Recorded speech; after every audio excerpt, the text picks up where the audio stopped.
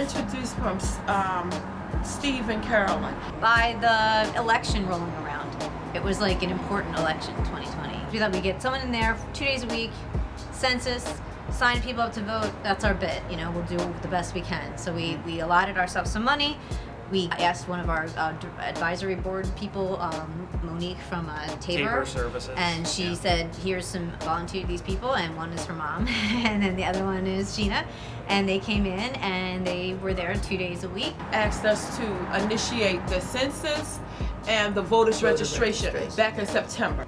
Tabor sent us down here to get the voter registration and census.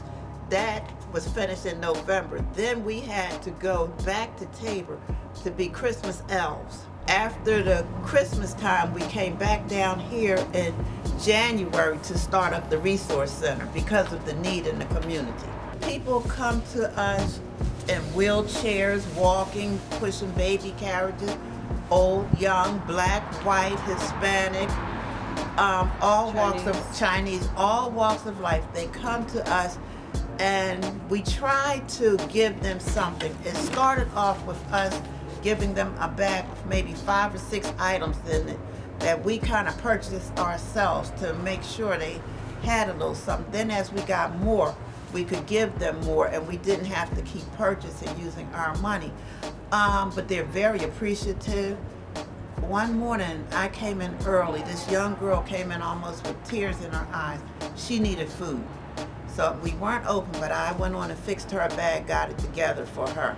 And she went on. Very grateful. The people are very grateful. They come back. We also help the community far as providing them with resources. Resources such as applying for governmental assistance, unemployment, helping seniors fill out their rent rebates. We also started the COVID vaccine. We brought that to Germantown. We partnered with Jefferson Hospital.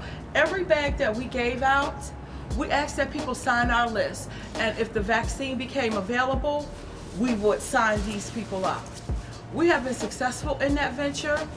However, because of what's happened, it slowed down the process because we're locked out of the building. We can't get the list of the people that we signed up that desperately needs this vaccine. We also partnered with a couple of organizations to give the younger generation job training? Yes, we received that last week. We're 16 to 24 that paid aren't job in school. training. Paid job training. Mentorship. Yes. They also can receive support for as if they need assistance getting to and from the place. It's so many resources here in the city that we connect people with, and they're calling. It started just me and Lenore. Yeah, 2 people. Last week we had, I don't know if it was misfortune or good fortune. The lady came in looking for help for her son. We had to find out about mental health, crisis in mental health. We are also, at times when people have death in their family, we can direct them someplace where they can receive bereavement and grief assistance. We've done a tremendous amount of good. Just the COVID vaccine alone, bringing that to this community, a community that has been underfunded, number one, that's been under-recognized far as the vaccination rollout is amazing. And we've done this on our own with just a simple slip of piece of paper. So the fact that we're really not understanding where the compassion is from the landlord. This is a community, it doesn't matter if you're black, white, or Republican. You are in need. You want the vaccine, we'll sign you up. It doesn't matter if you are handicapped or not handicapped. Whatever assistance that you come to us, if we don't know the answer, we will seek that answer out and support for you. Since it's been closed down, I've been doing a lot of that kind of work at home, and so has Lenore. In different ways, we still are helping the community because although she may have the bricks, we have the brains. So our journey will still move on. Horrible. Terrible. Horrible. The first time she met us, Within 5 seconds, And I said to 5 her, seconds. good afternoon, the same thing I would say to anyone else. Good afternoon, we're here to register people. Can we help you? How may we help you? Oh, I'm the Republican committee person. I don't need no help. This is my building. Nobody told you to come here. I said, well, Steve and Carolyn told us, well, they used this space because I donated to them. That's not my business how they get this space. And then she says, I don't like Black Lives Matter. She said, because Black lives don't matter to her. Yep. She said, I don't like Black Lives Matter. I don't want to see anything pertaining to Black Lives Matter, and Black lives don't matter to me. Well, what did she tell me that for? I had to tell her that my life matters. I am a Black daughter, mother, grandmother, aunt. I have family and friends that love me. My life matters. And I said, furthermore, what I am to you is a well-educated, well-spoken Black woman, and I am your worst nightmare. So then she comes back another time. She says, you're just angry. I act like I didn't know who she was. No, she didn't say I was angry. She said, you're mad. You're the one that's always mad. I said, excuse me, I'm not mad. Dogs and animals get mad. I am angry at how you're treating people. She would come into the office, and first of all, we're in a COVID, but she refused to wear her mask.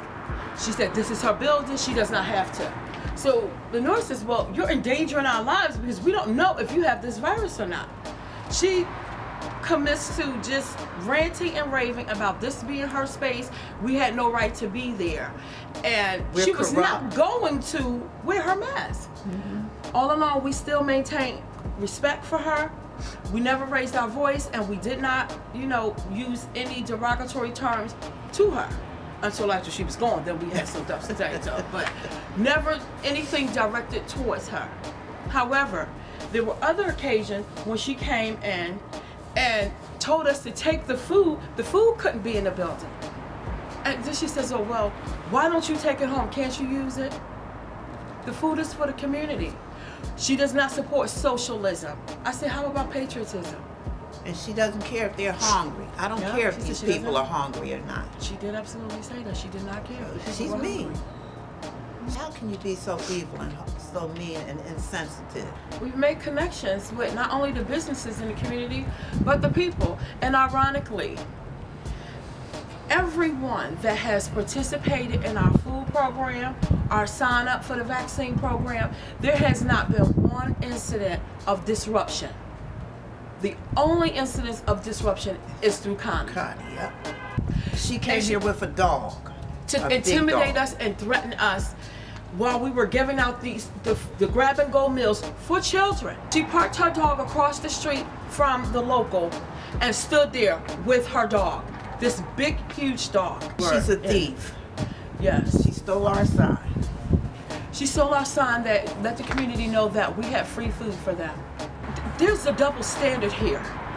It's definitely a double standard.